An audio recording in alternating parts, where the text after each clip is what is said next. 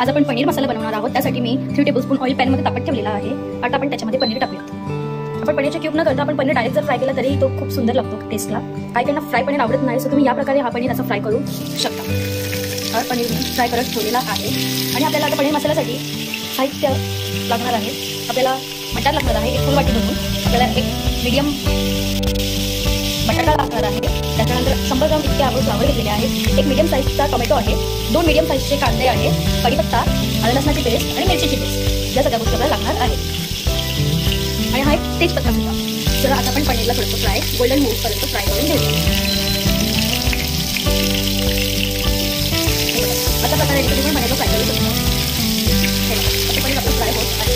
चला काही तुम्हाला पनीर फ्राय झालं हे बघा। आता आपलं पनीर गोल्डन ब्राऊन झालेला आहे, तर त्याला आपण काढून घेऊया। आणि जर तुम्ही आपल्या पण चॅनलला नवीन असाल तर प्लीज सबस्क्राईब करा, कारण की हा आमचा फर्स्ट व्हिडिओ आहे। सो गाईज प्लीज फॉलो मोर। चारी बाजूने आपला पनीर आम्ही फ्राय करून घेतलेला आहे, त्याला आपण काढून घेऊया आणि त्याचे स्लाइस करून घेऊ। आणि बघा कसे स्लाइस करतो आपण।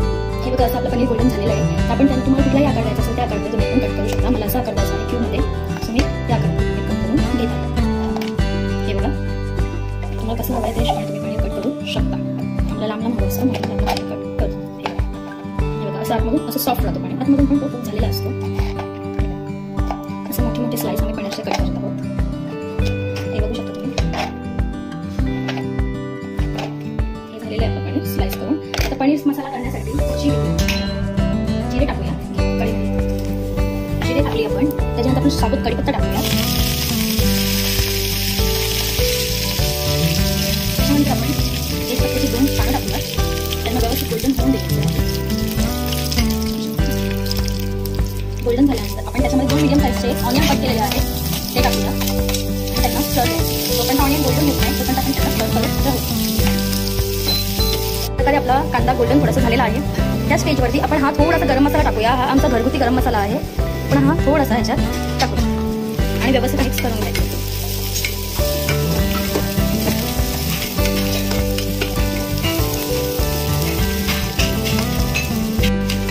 जो आपण गरम मसाला टाकलेला आहे त्याचा पण खूप मस्त सुगंध सुटलेला आहे, तो पण आपण व्यवस्थित करून घेतलेला आहे। त्याच्यानंतर आपण आले लसणाची पेस्ट टाकूया। ही बघा अशी आपण अर्धा चमचा भरून आले लसणाची पेस्ट टाकूया। आणि आपल्याला जेवढी तिखट हवी असेल आपण त्याच्यानंतर मसालाही टाकणार आहोत, म्हणून आपण त्याच्यामध्ये अद्रक लसूणची पेस्ट टाकूया आणि त्यालाही आपण व्यवस्थित मीडियम गॅसवरती स्टर फ्राय करून घेऊ।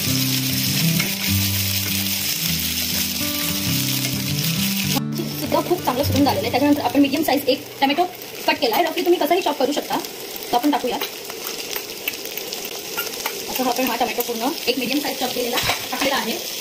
फक्त त्याला जोपर्यंत आपला टोमॅटो मऊसर होत नाही तोपर्यंत आपण त्याला स्टर करत राहू। त्याच स्टेजवरती आपण थोडंसं मीठ टाकूया, म्हणजे कसं आपला टोमॅटो पटकन नरम होतो। आपण असं एवढं चवीनुसार तुम्हाला जेवढं मीठ आहे लागत असेल तेवढं आपण चवीनुसार त्याच्यामध्ये मीठ टाकून घेऊया। त्याच्यानंतर आपण त्याला जोपर्यंत आपला टोमॅटो नरम होत नाही तोपर्यंत आपण त्याला स्टर फ्राय करत राहूया। वरती आपण टोमॅटो ठेवूयात आणि एक त्याला वाफ काढून देऊया। वाफ काढल्यानंतर टोमॅटो आपला नरम होतो घेतलेली आहे। हे बघा असं आपले टोमॅटो आता सॉफ्ट झालेले आहे। आपण एकदा त्याला स्टर फ्राय करून घेऊ। हे बघा स्मेल खूप छान येत आहे। आणि जेव्हा आपण टोमॅटो फ्राय केले ना त्याचं चेक करायचे ते पटकन मॅश होत आहेत। जर आपले टोमॅटो व्यवस्थित मॅश होत आहेत तर त्याचा अर्थ असं समजायचं की आपले टोमॅटो खूप व्यवस्थित सॉफ्ट झालेले आहेत। ढक्कन काढल्यानंतर सुद्धा त्याला 2 मिनिटं आपण चालूच राहायचंय, म्हणजे जो त्याचा एक्सेस वॉटर असतो निघालेला तो सुकून जातो। हे बघा अशा प्रकारे तुम्ही टोमॅटोला तुमच्या चमच्याच्या साहाय्याने मॅश करू शकता। माझ्याकडे असा चमचा आहे, तुमच्याकडे कुठलाही चमचा असेल किंवा तुमच्याकडे मॅशर सुद्धा असेल ना त्याच्याने पण तुम्ही मॅश करू शकता। हे बघा अशा प्रकारे आपल्याला टोमॅटो थोडंसं अजून 2 मिनिटं परतून घ्यायचंय। त्याच्यानंतर आपल्याला त्याच्यामध्ये थोडीशी आपण ब्लॅक पेपर पावडर टाकत आहोत, जास्त नाही, नॉर्मल मला चवीनुसार ब्लॅक पेपर पावडर जेवढी टाकायची असेल तेवढी तुम्ही टाका। त्याच्यानंतर आपण हळद टाकत आहोत, अशी आपण फुल छोटासा चम्मच भरून आपण त्याच्यामध्ये हळद टाकत आहोत। हा आमचा आगरी मसाला आहे। हा आगरी मसाला आम्ही याच्यामध्ये 1 चमच आणि अर्धा चमच टाकत आहोत। त्याच्यानंतर आपली धनेपुडे जिरेपूड टाकते, हे टाकत आपण त्याला थोडंसं फ्राय देऊया व्यवस्थितपैकी। मीडियम गॅसवरती थोडंसं फ्राय देऊया असं। हा बघा आमचा हा खोबऱ्याचा वाटण आहे, त्याच्यामध्ये अद्रक लसूण मिरची कोथिंबीर आणि खोबरा आणि जिरे आहे थोडंसं। हा घरचा वाटण घरी बनवलेला आहे, तो आपण याच्यामध्ये थोडंसं टाकूया। आता ह्याला थोडं वेळ आपण शिजून घेऊया पूर्ण मसाला एकत्र होईपर्यंत।